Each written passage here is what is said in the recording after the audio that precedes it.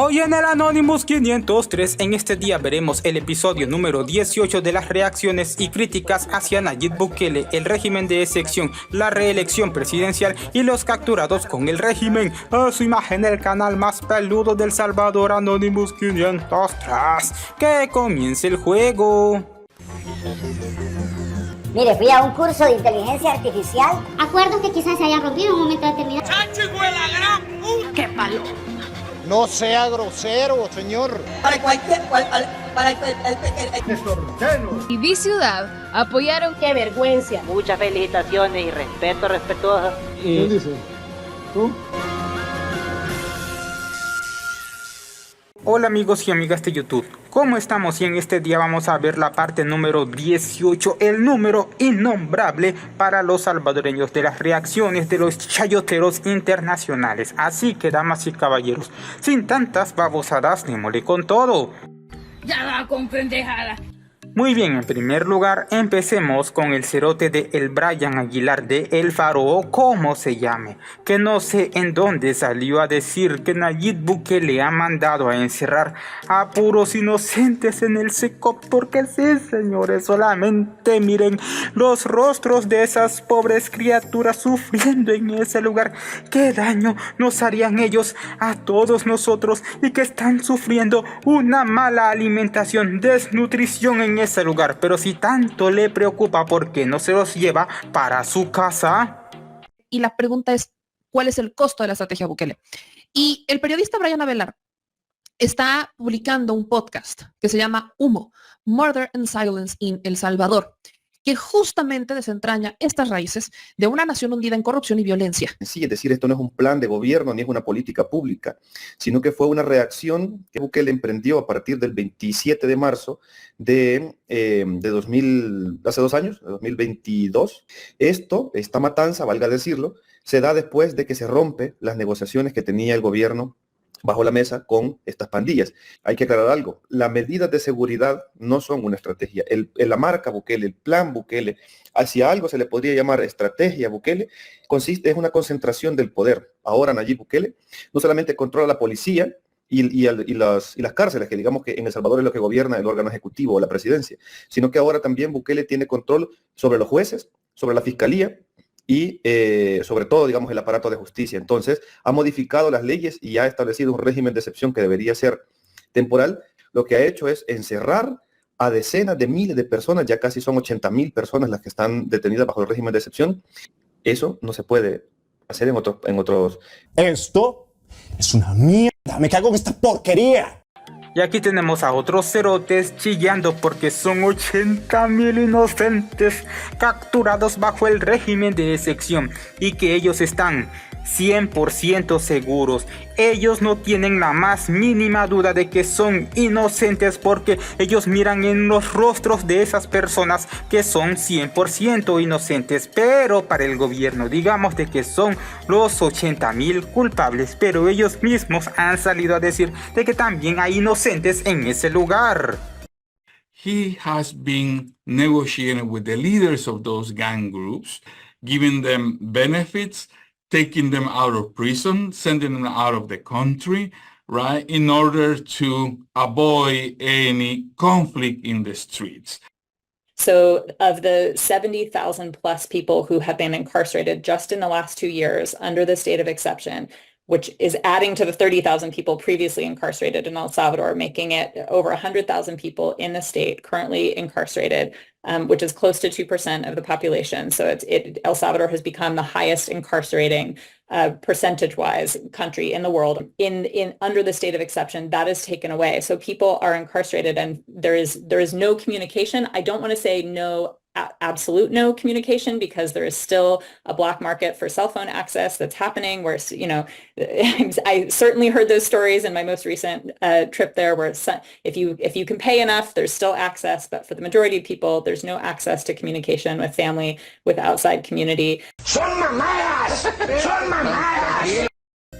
Y sí, señores, creo que no es necesario comentar el inglés de este maje porque sé que más de alguno me van a salir a decir de que por lo menos él tiene un inglés más profesional que todos nosotros, pero bueno, eso yo lo dudo un poco. Pero según esos cerotes, los otros países no deben replicar el modelo de seguridad de Nayib Bukele, porque todo su pueblo va a sufrir cuando capturen a todos los delincuentes y que van a poner en peligro su perfecta democracia, y si no tienen, la van a echar a perder.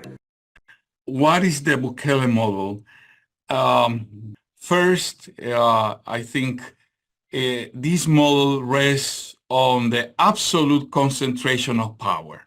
In some way, the Bukele model is a sort of evolution from the mano dura of 20 years ago, right? He basically has implemented something that that in El Salvador we have tried before. Now, the difference with the mano dura of 20 years ago is that 20 years ago, when Flores, with President Flores attempted this in 2003, we still have a sort of system of checks and balances in the country, which Bukele has now completely destroyed, because he basically controlled the Assembly, the Congress, controlled the Supreme Court, and the justice system. How can she see someone who's nothing? No te entendí ni verga, no sé inglés. Y según esta maestra, no se puede solucionar el problema de la inseguridad de los otros países de Latinoamérica con mano dura, sino que respetando el libre proceso, lo que dice la Constitución, y tener pesos y contrapesos en un país. Bueno, señores, en el pasado, cuando supuestamente teníamos democracia, existía todo eso y supuestamente respetaban todo eso, pero al final teníamos una gran inseguridad. Sin embargo, hay este discurso de punitivista de la mano dura está siendo muy popular en América Latina, ¿no? Desde El Salvador, Ecuador, Argentina, ahora también, ¿no? Militares en Rosario, esa propuesta. ¿Qué le diría a líderes políticos como por ejemplo Bukele, que es el abanderado de la mano dura, sobre este tipo de enfoque? Bueno, él tiene su política y nosotros tenemos la nuestra, ¿no? Y yo creo que el autoritarismo, la mano dura, lleva consecuencias terribles en los países. Finalmente, ese sí es un problema con la democracia y además de violación de los derechos humanos. Y nosotros al final, nuestra visión, nuestro pensamiento es humanista por encima de todo. Y al tener una visión humanista es la atención a las causas, que al final es la solución de largo plazo. El asunto es cómo lo haces, si lo haces con regímenes de excepción o lo haces a través de un sistema de justicia que funcione. ¿Me quieres ver la cara de estúpida? Y esta maitra come mona salió a chillar por las imágenes de los maderos con sus esposas en las manos y también en las patas, y salió a decir de que es completamente inhumano que esas personas tengan ese tipo de alimentación. ¿Cómo es posible que les estén dando solo frijoles con tortilla y que en las escuelas les estén dando el vaso de leche? O sea, ellos también merecen ese mismo privilegio, y que solamente 1 año de cárcel era lo único que ellos se merecían. En cada celda hay 100 prisioneros hacinados en El Salvador y salen una sola vez por día con las esposas puestas, que se sacan solo para hacer un rato de gimnasia en frente de un instructor. Lo que se ve es un trato profundamente inhumano. Además, la pena máxima por pertenecer a una pandilla aumentó de 9 a 45 años. El Instituto de Derechos Humanos de la Universidad Centroamericana recopila información sobre miles de salvadoreños que fueron sometidos a tratos crueles e inhumanos. Rodolfo Delgado y Douglas Omar García Funes, 2 de los funcionarios denunciados antes de que Bukele asumiera el poder por la existencia de torturas, ocupan puestos de poder en el gobierno de Bukele. En el 2015, Rodolfo Delgado, uno de los funcionarios de Bukele, fue identificado como torturador por Wilfredo Rivera Torres, un indocumentado salvadoreño detenido en Estados Unidos. En ese contexto, parece que para los policías no está de más llevar ante los jueces confesiones forzadas, como la que los agentes pretendieron sacar a Marcos a fuerza de torturarlo. ¡Cállese, señora! ¡Váyase a la mierda! Y según esa maje, por culpa de Nayib Bukele, Arena y el FMLN no tuvieron el dinero suficiente para hacerle competencia a Nayib Bukele en las campañas electorales, y por esa razón ellos perdieron. O sea, señores, hablando en serio, ¿Ustedes creen firmemente de que si les hubieran dado $1 millón o $1 billón a los candidatos de oposición, creen ustedes que hubieran logrado llegar a segunda vuelta o hubieran ganado a Nayib Bukele? puede ser que un régimen en el que se violan sistemáticamente los derechos humanos, en el que se tortura y se trata a las personas privadas de su libertad como esclavas, pretenda ser exportado a Haití y a la ciudad argentina de Rosario, que están sumergidas en la violencia por las acciones de las pandillas? Nayib Bukele preside El Salvador desde el año 2019. La constitución salvadoreña prohibía la reelección inmediata de presidente para un segundo mandato consecutivo, pero los jueces del Tribunal Supremo, elegidos por el Parlamento, en el que Bukele tiene mayoría, permitieron que se presentara para un segundo mandato consecutivo de 5 años. Con Bukele los partidos políticos no recibieron el financiamiento público para el proceso electoral, por lo que prácticamente no contaron con fondos para realizar sus campañas. Y la perra seguía y seguía. Y según esa maje, encerrar a los mareros no es la solución al problema de la inseguridad. O sea, ¿cuál es la solución? ¿Dejarlos libres o cuál es la solución? Quiero una explicación que no sean las mismas pendejadas de siempre, de que hay que respetar la democracia, pesos y contrapesos, y que debe haber jueces independientes y no sé qué otras pendejadas. ¿Por qué canta victoria antes de tiempo? Porque no es la primera vez que se libra una guerra contra las pandillas, y la historia muestra que sin conquistas sociales ni económicas para ofrecer, el encierro en la cárcel no resuelve el problema.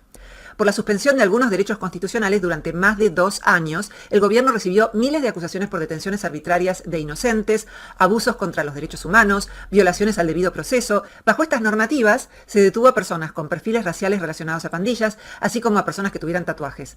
Desde que entró en vigencia, el régimen de excepción de El Salvador alcanzó la tasa de encarcelamiento más alta del mundo. Hoy, 2 de cada 100 salvadoreños adultos están en la cárcel. Y estos pendejos han utilizado los análisis de las maitras dolidas de el FMLN, que ahora se hacen llamar de la sociedad civil y que están preocupados por el pueblo salvadoreño. O sea, esos majes siempre usan los comentarios de puros opositores ex miembros del FMLN, tales como esta maitra, la Ruth López, Ronald Omaña y todos aquellos come coyoles. At least 68,000 people have been arrested. Conditions at Secot could become inhumane and degrading because no one has access to that prison. Join me as I take you inside El Salvador's mega prison, where punishments are as horrifying as they can get. Let's get started. Members of different gangs are put together in the same cells, while the living conditions are worse than you can even imagine. Imagine getting caught and being put among your enemies. The crackdown and inhumane treatment. Nothing can compare to how inmates are treated in this mega prison. No wonder there have been several calls from human rights activists. ¡Me aburro! Y según este payaso, El Salvador es el mayor exportador y fabricador de la harina para comer en la nariz. Sí, señores, menos mal ellos investigan, menos mal ellos son imparciales y que en ningún momento se han equivocado en todas sus investigaciones. Y cuando me refiero a la harina que se come por la nariz, creo que todos ustedes saben a qué me refiero. Así que, señores, dejen en los comentarios, ¿será que nosotros exportamos eso y no lo sabíamos? El Salvador es uno de los países lamentablemente más reconocidos del mundo por su capacidad productiva de cocaína, ni más ni menos. Decíamos que El Salvador tiene cierto prestigio, ¿no? Cierto reconocimiento en materia de producción de este tipo de droga. Y justamente es por ese motivo que se encuentra en una lista del gobierno de Estados Unidos como uno de los países de mayor producción y tránsito de narcóticos. Y esto es importante también a la hora de analizar el circuito de la droga en relación a qué país produce, qué país la distribuye, qué país la compra. En este caso, El Salvador tiene una función dual. Honduras, México, Nicaragua, Pakistán, Panamá, Perú y Venezuela son otras de las naciones que están dentro de este listado. ¿Qué pendejadas están diciendo? Y esta maitra ridícula también salió a explicar el por qué razón los países de Latinoamérica no deben seguir el modelo de seguridad de Nayib Bukele para combatir la inseguridad. Porque según esa señora, según esa maje, agarren un cuaderno y ustedes anoten la explicación de el por qué razón. Esto es preocupante para todos nosotros, porque van a destruir su democracia otra vez con la misma mierda. y soy la presidenta de la Oficina en Washington para Asuntos Latinoamericanos, WOLA. Y tristemente vemos que muchos gobiernos están hoy en día bastante interesados en replicar algunos modelos de seguridad, en específico, como es el caso del llamado modelo Bukele. Sin embargo, queremos advertir en qué consiste ese modelo y por qué no debe ser replicado por otros países. Número 1. Para poder adoptar el modelo actual, Bukele en marzo del 2022 decretó un estado de emergencia o un estado de excepción. Ese decreto, que 2 años más tarde sigue en vigencia porque continúa siendo renovado, es un decreto que limitó severamente garantías muy fundamentales de debido proceso. Posteriormente, al ir cooptando el sistema de justicia, Bukele hizo cambios al Código Penal y cambios al sistema jurídico salvadoreño que han implicado mayor limitación de la independencia judicial y serios retrocesos en temas de debido proceso y garantías fundamentales. Y la perra seguía y seguía. Y según esa Come Coyoles, sí señores, la voy a llamar de esa manera. Y si muchos se ofenden por lo que yo le estoy diciendo o cómo me refiero a ella, pues ella me ofende más a mí cuando sale a decir este tipo de tonterías. Pero bueno, según esa maje, es un delito encarcelar a más de 70,000 personas. Pero digamos de que esas 70,000 personas son culpables y está 100% comprobado. Pero solamente porque son demasiados, no deberíamos encerrarlos. Segundo, el modelo Bukele se basa en una práctica muy preocupante que son las detenciones masivas. Al día de hoy se calcula que han sido detenidos al menos 70,000 personas. Eso ha elevado la tasa de encarcelamiento en El Salvador a 1,7% de la población, lo que constituye la tasa de encarcelamiento más alta del planeta. No es igual la situación de El Salvador a la situación de criminalidad de muchos otros países de América Latina. Y cuarto, el poder comunicacional que le ha amasado alrededor de él para, por una parte, elevar su figura presidencial, pero para controlar la narrativa, se ve en pocos lugares de la región. En este momento, Bukele tiene aproximadamente 62 aparatos de medios digitales controlados por el gobierno, 1,2 millones cuentas de Twitter que replican a Bukele, más de 1.500 canales de YouTube y todo un aparato comunicacional que implica, además, un ataque constante contra la prensa independiente. ¡Cállate, perra! Y este otro cerote salió a chillar porque Nayib Bukele no dijo nada con respecto a la invasión del Congreso mexicano en Ecuador. Sí, señores, el planeta entero se destruyó. La economía de todos los países se paralizó por completo. Hubo un completo desastre en todos los países del planeta, en toda la constelación. Porque sí, señores, todos nosotros recordamos todavía ese suceso, ¿verdad? Nayib Bukele se convierte en un pelele, en un cómplice de la corrupción, pero también en un cómplice del autoritarismo, en una figurita más del neoliberalismo que tanto daño le hace a Latinoamérica. El presidente salvadoreño, que muchos lo tienen encumbrado en un altar, demuestra que no tiene capacidad propia de resolución de conflictos y también deja muy en claro que simple y sencillamente es un empresario hecho político. Con 29 países a favor y solo Ecuador en contra, y una abstención que es como un voto en contra, pues obviamente las cosas se le tornaron difíciles y negras a Daniel Noboa. ¿Quién fue el que se abstuvo? Y por eso decimos que es un voto en contra, porque no vale ni a favor, pero tampoco vale en contra. Entonces si no vale a favor, pues sí quitas una postura total. El que no quiso votar, el que tuvo miedo, porque ya tiene acuerdos con Noboa, acuerdos comerciales, es nada más y nada menos que Nayib Bukele. Por favor, dígale que no mame, ¿no? Y este otro maje salió a decir que Google en El Salvador solamente es un experimento para hacernos no sé qué tonterías a todos nosotros. Sí, señores, creo que ustedes ya se habrán imaginado la fuente por la cual estos majes se habrán informado para llegar a esta válida conclusión. Sí, señores, la Sonia Lazo, la hermana de Jorge Chafik y la descendiente de el rey David. El tema de Bukele, hay que ver las luces y las sombras de este tipo de políticos para no caer en el clásico error de alabar solo las acciones que puedan parecer positivas, eludiendo las cuestiones espinosas que no cuadran con el sesgo de confirmación que tenga cada uno. Quizás este es uno de los mayores problemas que tenemos en nuestros días, ¿no? Entonces, Bukele ha firmado un acuerdo con Google.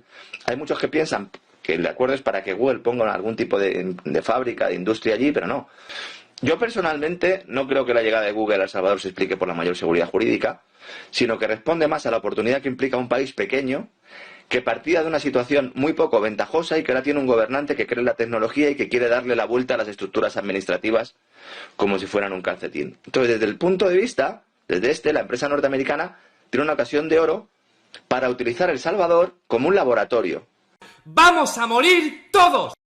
Y para mí, señores, esta es la mejor parte, y es que este caballero salió a explicar sin pelos en la lengua el por qué razón a los gobiernos de otros países y los ex gobiernos de El Salvador siempre le tenían miedo a combatir a la inseguridad, y es que supuestamente era para no dañar la democracia, pero como todos sabemos, todos esos países que todavía no han combatido ese problema sabiendo el ejemplo que existe en El Salvador, no lo hacen porque están coludidos. Y hablando de México, ¿tú crees que México necesita un Bukele o un Milei? Mira, necesita un Bukele desde el punto de vista de la seguridad. La inseguridad ha aumentado desde AMLO. Una locura. Hasta donde yo entiendo, el narcotráfico debe estar bastante contento con el presidente actual, que llama a darse abrazos en lugar de balazos. Bukele hizo lo contrario. O sea, desde el punto de vista de la seguridad, lo que ha hecho Bukele es magnífico. Ha derrotado el crimen organizado utilizando todo el poder represivo del Estado, descubriendo una gran verdad. La verdad de que el Estado es el monopolio de la fuerza y detenta una magnitud de fuerza que es capaz de aplastar en muy poco tiempo a cualquier organización criminal que le dispute el monopolio de la fuerza.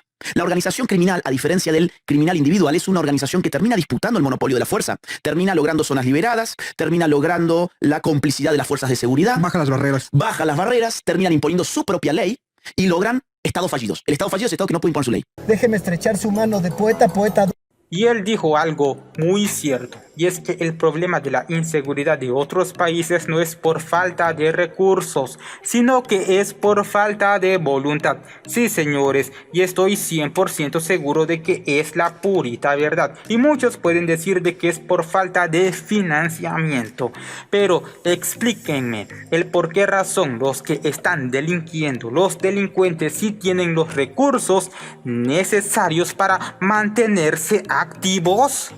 Entonces, ¿por qué el gobernante no aplasta el crimen organizado? ¿Es por un problema de recursos? ¿Es un problema de tecnología militar? No, es un tema de voluntad. Complicidad. Complicidad.